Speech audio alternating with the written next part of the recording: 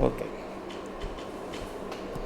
So this was the beginner, and we can see a function being defined that returns a string that says welcome to Codiri.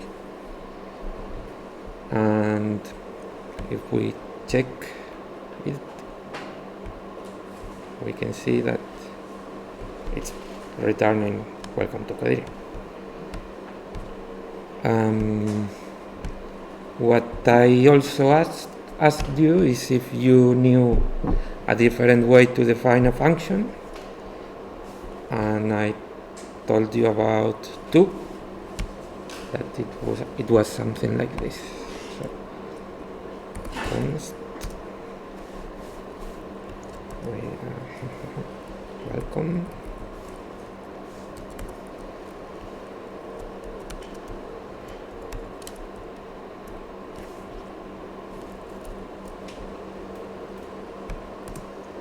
okay.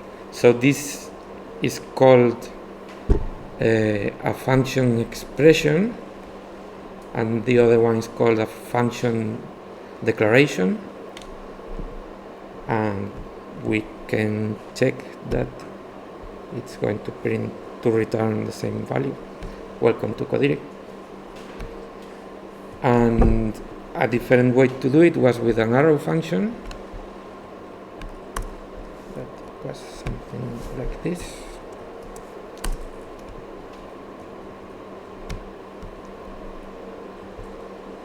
And we get the same string. Yeah, that was basically the beginner challenge.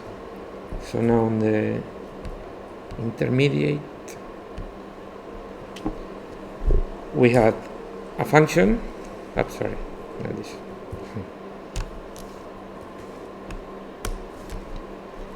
We had a function that is returning this statement that we can see is calling three methods, and for what we know is we see that we are applying the split method, and that only works with strings, so x has to be a string,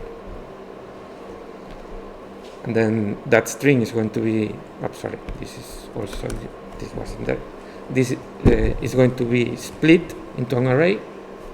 Then we are going to map that array to uppercase, and we are going to join the result into another array. And I'm going to do it step by step. So let's imagine we have this string as input, as argument. React view straight. So on the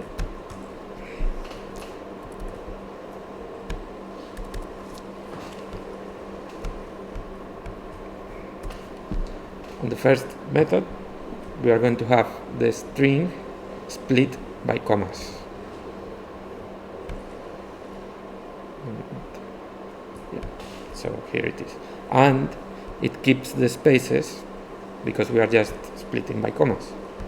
A question I was asking is, what if you wanted to split also the space? So you just put a space here, and we'll check it now.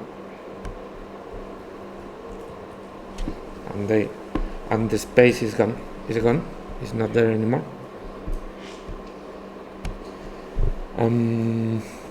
Something I told you wrong yesterday, it's that if you don't put anything inside, by default it's going to return the same string but transformed into an array. So it would be, yeah, this. So this is just one element that contains the string that we are passing as argument. And then if we split just with two quotes,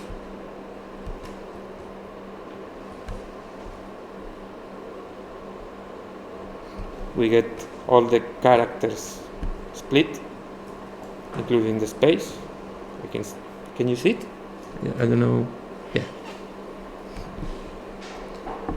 Then we can go to the next method.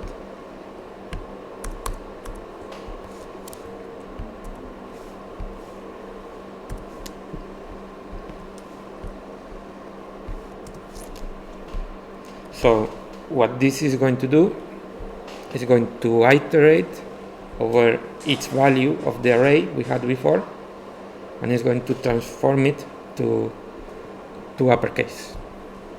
So let's see what it does. Sorry, let's put a comma.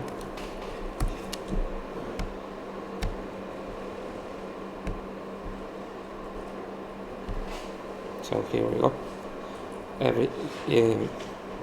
It's iterating the whole element, and to uppercase transforms also the whole string, not just the first character, as someone told me yesterday. And yeah, we can try the next.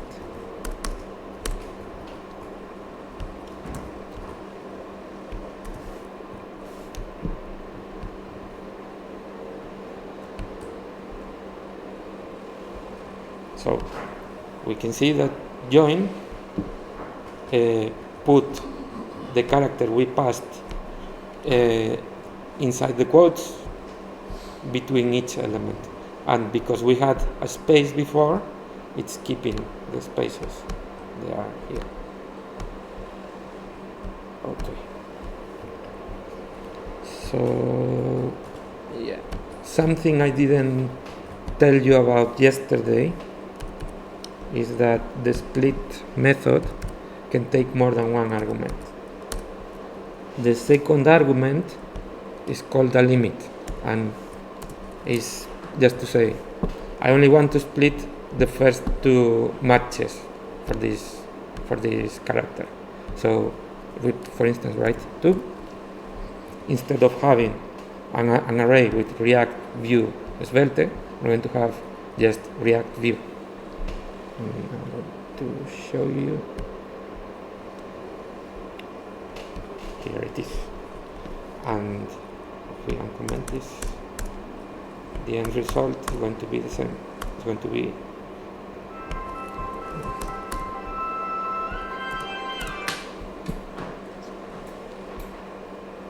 the end result will be React Vue. And yeah, and the last thing was about the semantics, because here we have an X, here we have an I, and that's not right, because especially here, because I usually stands for index, and in this case I is the value of each element of the array when we are running it. If we try to set, so if I set a breakpoint, now we are going to see that, wait,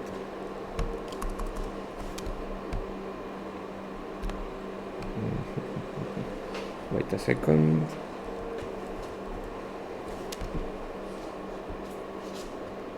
I have this set point.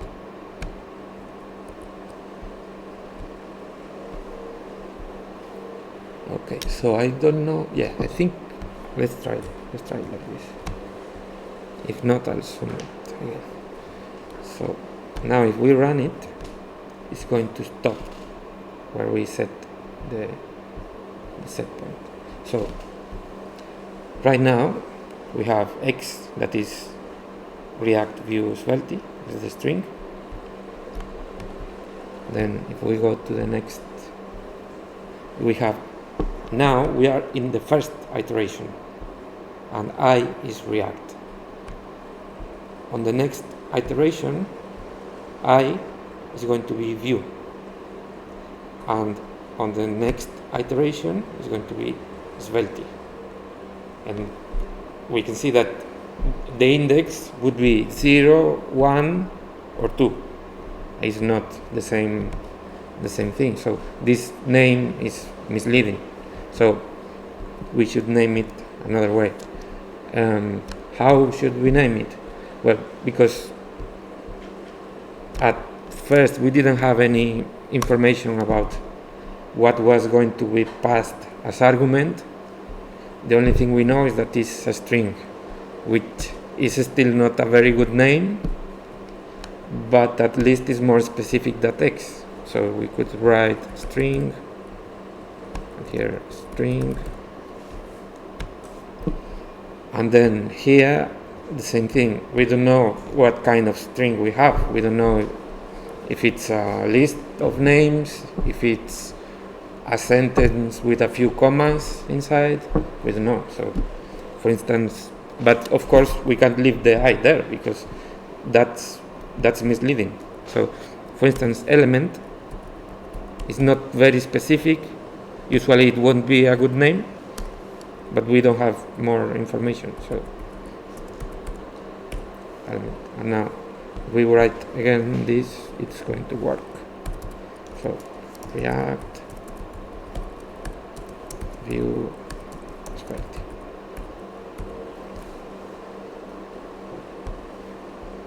Yeah, there it is.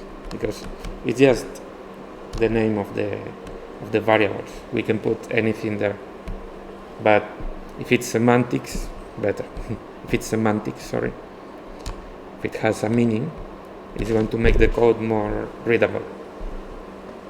And that's it. I don't know. Someone has any question? Or I think it was, I explained it yesterday also. Yeah. Okay, so let's, yes. I have a question. It's about the map method. Mm-hmm. We can see that the map method is transforming each character in the string, but we don't exactly see what it does. It doesn't transform it into a string. Sorry. Yes. I mean capitals. Yes. But we don't see what happens to the space. Does space return back to us As a space. as a space? Because a space capitalized is going to be a space anyway. Mm-hmm. Anyway. So does it get ignored completely? To be honest, I don't know exactly if it performs that action in space or just ignore it. Mm-hmm. But the result is going to be just a space. If we had something else there instead of space, like another symbol, another character, which is not part of that, Would be the same. It won't change it. Okay. It just would capitalize something that is in lowercase. Thanks. It's okay. You're welcome. Anything else?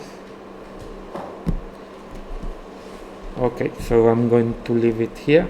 I'm going to stop recording. Thank you.